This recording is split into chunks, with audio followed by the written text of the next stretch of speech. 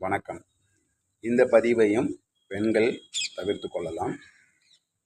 ஆனால் இருவருக்கும் நான் கூறும் விஷயங்கள் அனைத்தும் பொருந்தும், தேவைப்படும். தவிர்க்க வேண்டியவர்கள் ஆண் பெண் யாராக இருந்தாலும் தவிர்த்து கொள்ளுங்கள். அதாவது என்னவென்றால், உடற்பயிற்சி செய்பவர்கள், மாலை நேரத்தில் செய்பவர்கள் அன்று இரவு தயவு செய்து உறவு கொள்ளாதீர்கள். எந்த ஒரு செயல்பாடுகளிலும், அதாவது தவறான செயல்பாடுகளில் ஈடுபடாதீர்கள்.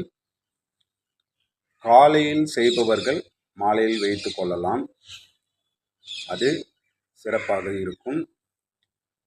அதே போன்று உடல் உறவு கொண்ட பிறகு அப்படியே ஒன்று சாதாரணமாக வாஷ் செய்து, அதாவது கழுவி விட்டு படுக்கலாம். சதை பகுதியை இப்படி மேல் பகுதியில் வலிக்கக்கூடாது, அதாவது உறுப்பின் மேல் பகுதியை சதையில் பிடித்து மேலே வலிக்கக்கூடாது. அப்பொழுது தண்டு பகுதி உள்ளிலே செல்லும். அது பலவிதமான பிரச்சனைகளை ஏற்படுத்தும், உறுத்தி கொண்டே இருக்கும். உங்களின் பலம் குறைவதற்கான வாய்ப்புகள் அதிகம் இருக்கும். அது போன்று செய்யக்கூடாது. உறவு கொண்டவுடன் அப்படியே படுத்து விடுங்கள். அந்த தண்டு பகுதி முழுவதும் சாதாரணமாக வர வேண்டும், சதை பகுதியும் சாதாரணமாக செல்ல வேண்டும். அதன் பிறகு கழுவிக்கொள்ளுங்கள், அது சிறப்பாக இருக்கும்.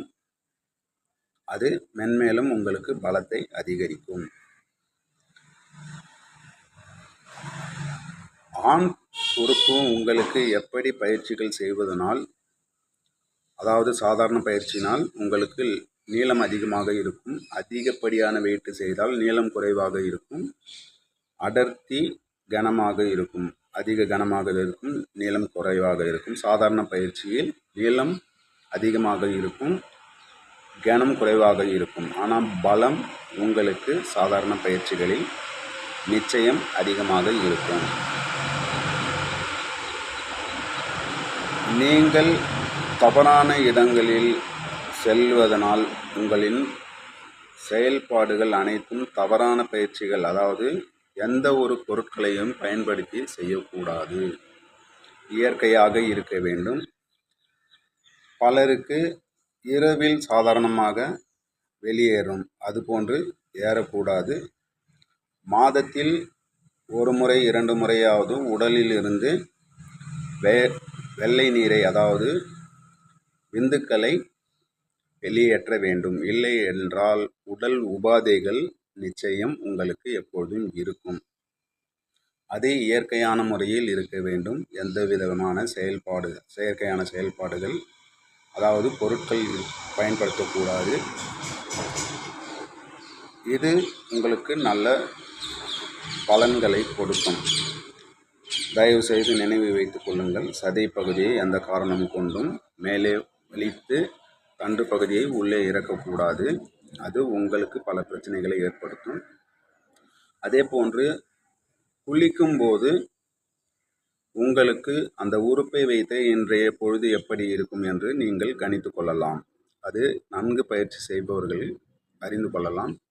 உடல் முழுவதும் ரப்பர் போன்று, அதாவது யோகாசனம் செய்பவர்கள் ரப்பர் போன்று இருக்கும் என்று கூறுவார்கள். அவர்களின் உடல் விஷயம் தெரிந்தவர்களுக்கு மட்டுமே ரப்பர் போன்று இருக்கும், அல்லது இப்படி துணியை மடித்து வைப்பது போல் அவ்வளவு இலகாக இருக்கும் சதை பகுதிகள். அதே உடற்பயிற்சியில் ரப்பர் போன்று இருக்கும், அதாவது மேட் ஷீட்டு, ரப்பர் ஷீட் இருக்கிறது அல்லவா, அது போன்று ரப்பர் போன்று சதை பகுதிகள் இருக்கும். அது போன்று உடல் திறன் கொண்டால் உங்களின் கொசுகள் வந்து கடிக்கும்போது உள்ளே ரத்தம் எடுப்பதற்கான பலம் கொசுவுக்கு இருக்காது. அப்பொழுது மேலே வந்து உங்களை கடிப்பதற்கான முயற்சியை மேற்கொள்ளும். நாம் இப்படி தட்டி விடுவோம், அதற்கு கடிக்க முடியாது, உள்ளே செலுத்தவும் முடியாது. இதே சாதாரணமாக யோகாசன பயிற்சிகள் செய்பவர்களுக்கு உள்ளே செலுத்தி ரத்தத்தை உறிஞ்சும். அது உங்களுக்கு பலவித பிரச்சனைகளை ஏற்படுத்தும். உடலில் பலம் குறைவது எப்படி என்றால், உடல் இலகுவாக இருப்பது, அதாவது இப்போது ஒரு கத்தியை ஏற்று குத்தினால் அந்த பயத்தினாலே உங்களுக்கு உடலின் பதட்டத்தினால் பலம் குறையும். அதே போன்றுதான் ஒரு இன்ஜெக்ஷன், ஊசி எது போட்டாலும் உங்களின் பலம் குறையும்.